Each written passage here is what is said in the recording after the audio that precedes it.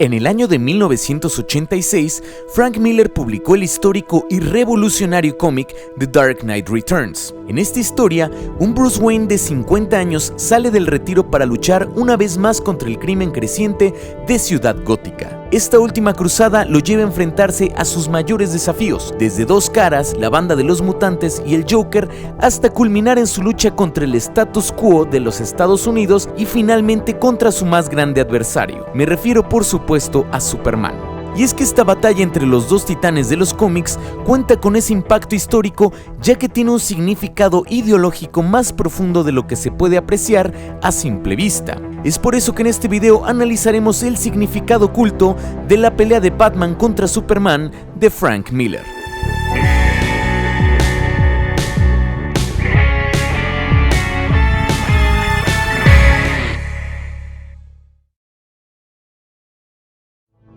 Muchos sabemos que The Dark Knight Returns es de las historias más ambiciosas y profundas del género de superhéroes, la cual de hecho sirvió como inspiración, más o menos, para la película de Batman vs Superman. Pero resulta que este cómic también es como las cebollas. ¿Apestan? Sí, no, o te hacen llorar. No. Me refiero a que tiene capas, 3 capas principales para ser exactos, así que vamos a empezar a pelar esta cebolla analizando la capa que está más cerca de la superficie para descubrir por qué este cómic es tan histórico. Vamos a comenzar. Capa número 1, la primera batalla real entre los dos titanes.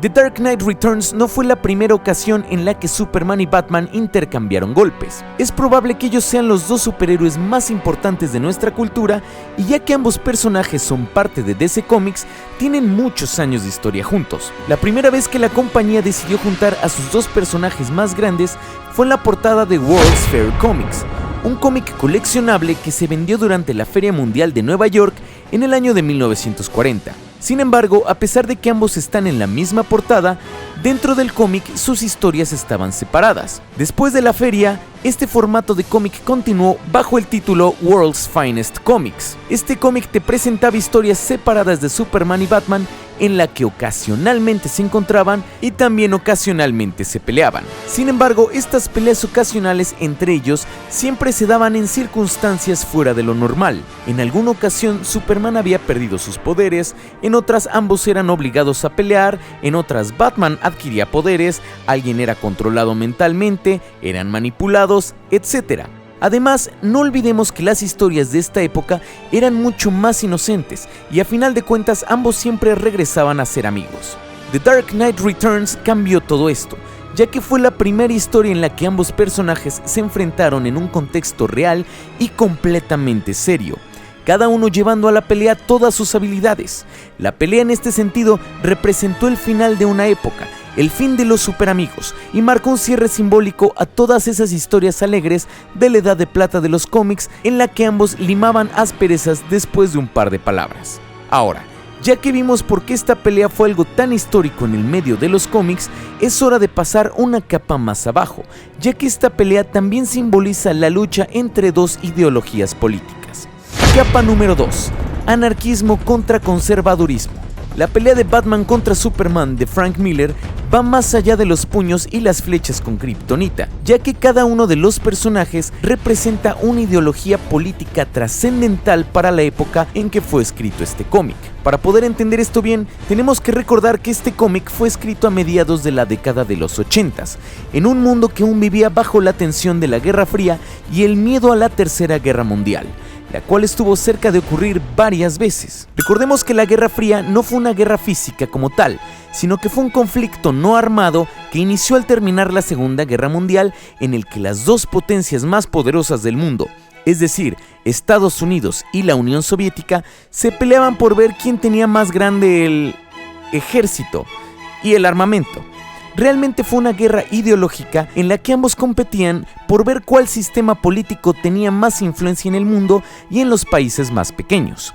Esto se puede ver directamente en este cómic en la Guerra Civil de Corto Maltés. Mientras que la Unión Soviética apoyaba a los rebeldes, Estados Unidos apoyaba al gobierno. Lo apoyaba tanto que mandó a Superman a terminar con la rebelión, obligando a la Unión Soviética a disparar un misil nuclear en contra de Superman. En tan solo unos cuantos paneles, Frank Miller nos resumió los posibles horrores de la Guerra Fría. Si bien Superman tal vez no estaba completamente de acuerdo con el hecho de invadir otro país para imponer la democracia y el estilo de vida americano, ciertamente sí actuó de esta manera, lo cual lo pone del lado del conservadurismo, postura que lo hace chocar con Batman, quien en este cómic tiende más hacia el anarquismo. ¿Pero qué significan estos términos? Para poder explicarlo mejor, ocuparé algo llamado brújula política, que es básicamente un mapa que te muestra la posición de las ideologías políticas. En este mapa, la sección horizontal mide la relación del gobierno con la economía. La izquierda es una economía regulada y controlada por el Estado, mientras que la derecha representa un libre mercado, es decir, comunismo de este lado, capitalismo extremo de este otro. La sección vertical representa qué tanto control debe de tener el gobierno a la hora de imponer el orden. Un gobierno que está más arriba en el mapa no tiene miedo de pisotear uno que otro derecho humano con el afán de conservar el orden y el control, o sea, conservadurismo extremo, mientras que si te sitúas más hacia abajo del mapa, creerás que no es necesario un gobierno que regule la conducta de las personas, o sea, anarquismo. Ya que el cómic no te presenta la postura económica de Clark y Bruce, manejaremos la teoría de que se encuentran en el centro en este sentido. El cómic también te da a entender que en algún momento de la historia ambos trabajaban juntos en la Liga de la Justicia, pero la vida los fue alejando ideológicamente cada vez más. Superman, en el afán de poder seguir ayudando a la gente, se convirtió en una herramienta más del gobierno de los Estados Unidos, un arma con la que el presidente Ronald Reagan, quien por cierto sí aparece en el cómic, puede manipular a otros países. Y es que precisamente este grado de conservaduristas que están situados más hacia arriba en nuestro mapa, creen que tienen el derecho e incluso la obligación, respaldados por Dios, de esparcir e imponer las buenas costumbres y la democracia a través del mundo. De hecho, hay un panel del cómic en el que el presidente literalmente le dice a la prensa: la gente de Corto Maltés nos quiere ahí, no se preocupen, tenemos a Dios de nuestro lado, o bueno, lo más parecido. Cuando el presidente le pide a Clark que dome a Bruce como si se tratase de un potro salvaje, está pasando por encima de los derechos humanos de Bruce, ya que pretende que Superman físicamente lo violente sin darle a Bruce el derecho de un juicio justo, aprovechando su estatus de poder. Esta es otra de las prácticas características de un conservadurismo extremo, la imposición de la ley a través de la fuerza del gobierno.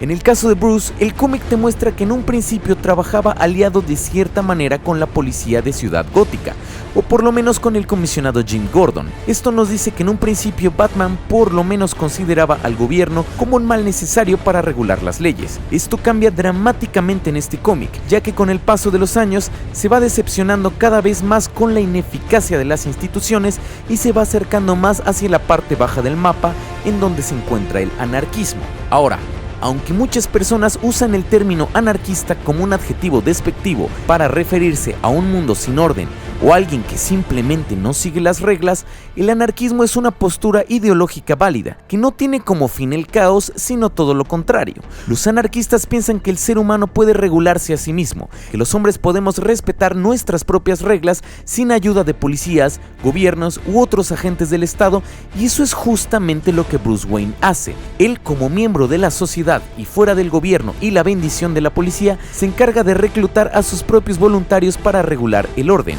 Actos anarquistas como este en un sistema conservadurista ciertamente ponen a Batman en el mismo nivel que un terrorista ante los ojos del gobierno. Todo esto hace que los golpes en la pelea de Batman contra Superman resuenen con un significado político sumamente importante y relevante para un mundo que se encontraba dividido por la política y sumido en el miedo a la Tercera Guerra Mundial. Pero aunque no lo crean, aún no hemos llegado al fondo del asunto, ya que esta pelea también representa la lucha entre dos lados de un mismo sistema filosófico en el que Frank Miller creía, llamado objetivismo. Capa número 3. El héroe randiano contra el altruista. El objetivismo es un sistema filosófico creado por la escritora Ayn Rand, quien lo hizo famoso mediante sus dos novelas más importantes llamadas El manantial y La rebelión de Atlas. Como dato curioso, Miller no es el único fan del objetivismo relacionado con DC Comics, ya que Zack Snyder ha querido hacer una película acerca del manantial desde hace bastante tiempo. Pero en fin, este sistema plantea que nosotros vivimos en una realidad fija y objetiva que solamente podemos comprender utilizando nuestros sentidos y utilizando la lógica y la razón. En otras palabras, el mundo es como es y no como deseamos que sea, y hay que sacarle el mayor provecho a la vida que nosotros tenemos. Resulta que Frank Miller ha dicho públicamente que este sistema filosófico ha influido enormemente en su trabajo e incluso ha publicado agradecimientos a Rand. Es por eso que el Batman de Frank Miller tiene varias cualidades de lo que llamamos un héroe randiano, o sea, una persona que encarna las mayores virtudes según Ayn Rand, el cual sería más o menos así. Es una persona que logra sus objetivos sin importar los obstáculos y que jamás ve comprometida su integridad. No importa si esto le causa conflicto con otras personas. Es un hombre que tiene que seguir sus propios ideales para poder ser feliz. Un individualista radical cuya mayor arma es su inteligencia superior y que está completamente seguro de sus decisiones debido a que las tomó basado en la razón y alejado de los sentimientos. Como podemos ver, todas estas cualidades podemos verlas en mayor o menor medida en el Batman de Frank Miller. Pero hay una cualidad más que lo pone particularmente en conflicto contra Superman. Resulta que el héroe randiano debe de ser ateo, ya que no puede creer en la existencia irracional de un ser todopoderoso que nos facilita la vida y nos resuelve los problemas. De hecho, creo que precisamente por este punto a Frank Miller nunca le agradó el personaje de Superman, y se nota en su trabajo. Superman, por otra parte, además de representar la figura de Dios mesiánico a la que se oponen los objetivistas, representa otro antagonista malvado para el héroe randiano. Me refiero a la figura del altruista egocéntrico. Aunque no lo creas, para Ayn Rand, las personas altruistas eran malvadas, ya que creía que era completamente irracional sacrificarse por el bien de desconocidos, sintiendo que es tu deber. Ahora, tal vez aquí uno pueda decir, espera un momento, Bruce Wayne también se sacrifica por las demás personas. Sin embargo, aquí la diferencia radica en las condiciones en las que lo hizo. Para Rand, una persona altruista es aquella que sacrifica un valor para poder ayudar a completos desconocidos. En este caso, Superman abandonó todo valor, incluso su propia identidad personal, para poder seguir ayudando a completos desconocidos. Se convirtió entonces en el mensajero personal del presidente, sacrificando su propia moral y convicciones. El caso de Bruce Wayne fue diferente, ya que él ayuda a los demás siguiendo sus propias reglas y después de un razonamiento profundo. Bruce Wayne de cierta manera no está ayudando a completos extraños, ya que para él Ciudad Gótica representa el legado que su familia dejó y es completamente racional, para él, querer proteger a su familia aunque se lleve entre las patas al mismo gobierno de Estados Unidos. Como podemos ver, la pelea entre Batman y Superman del cómic The Dark Knight Returns resulta ser histórica y revolucionaria por muchas cuestiones. No solo es la primera batalla real entre los dos titanes de los cómics, sino que también es una lucha de ideales políticos relevantes para el mundo de aquella época y una lucha personal entre los héroes y demonios del propio Frank Miller. Como toda buena obra artística, esta historia fue un producto directo de la sociedad en la que se vivía, combinada con la propia psique del escritor. Mediante un discurso poderoso y bien planteado que ponía en duda la efectividad del gobierno a la hora de lidiar con los problemas de la sociedad de aquella época, Miller demostró que los cómics también servían como medio de expresión para ideas complejas e incluso transgresoras. Para mí, este cómic representa la cima de las historias de Batman, ya que fuimos testigos de esas raras ocasiones en las que todo el universo conspira a favor del arte, juntando milagrosamente a un autor brillante, un tema relevante, una manera creativa de contarlo y sobre todo un mundo que necesitaba esta historia justamente en ese momento. Si The Dark Knight Returns hubiera sido escrito hoy en día, tal vez no hubiera tenido el mismo impacto.